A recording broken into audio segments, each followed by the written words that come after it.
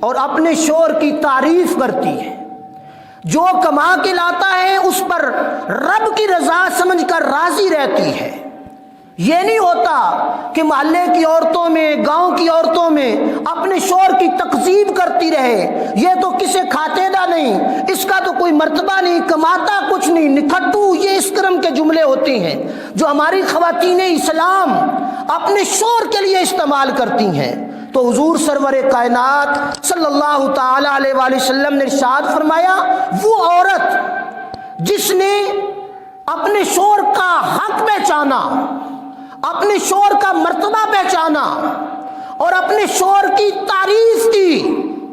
اس کی اچھے الفاظ کے اندر اس کا ذکر کیا، تو حضور علیہ الصلوۃ والسلام نے ارشاد فرمایا،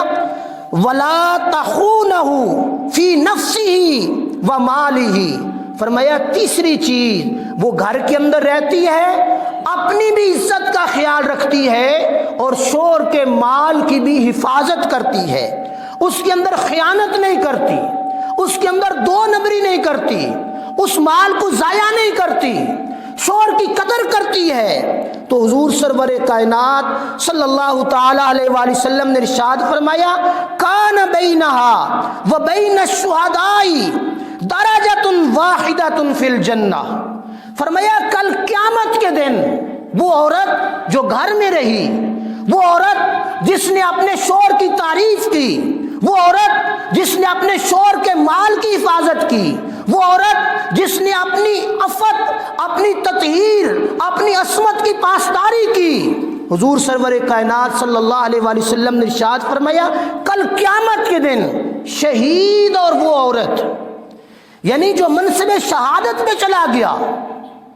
جس نے جام شہادت نوش کیا، اب شہید کا بڑا اونچا درجہ ہے، شہید کا بڑا اونچا مقام ہے۔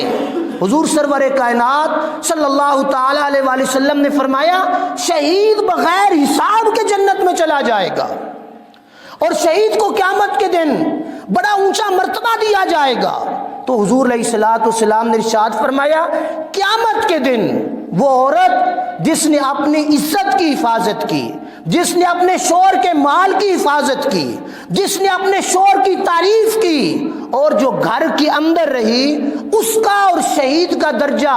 ایک درجے کے فاصلے پر ہوگا، یعنی شہید کا درجہ اوپر ہے، اس کے نیچے جو دوسرا درجہ ہوگا وہ خواتین اسلامی کا ہوگا، وہ ہماری ماں کا ہوگا، وہ ہماری بیٹی کا ہوگا، وہ ہماری بہن کا ہوگا، جس نے اپنے گھر کو گھر سمجھا، جس نے شوہر کو شوہر سمجھا، جس نے مال کو پامال نہیں کیا،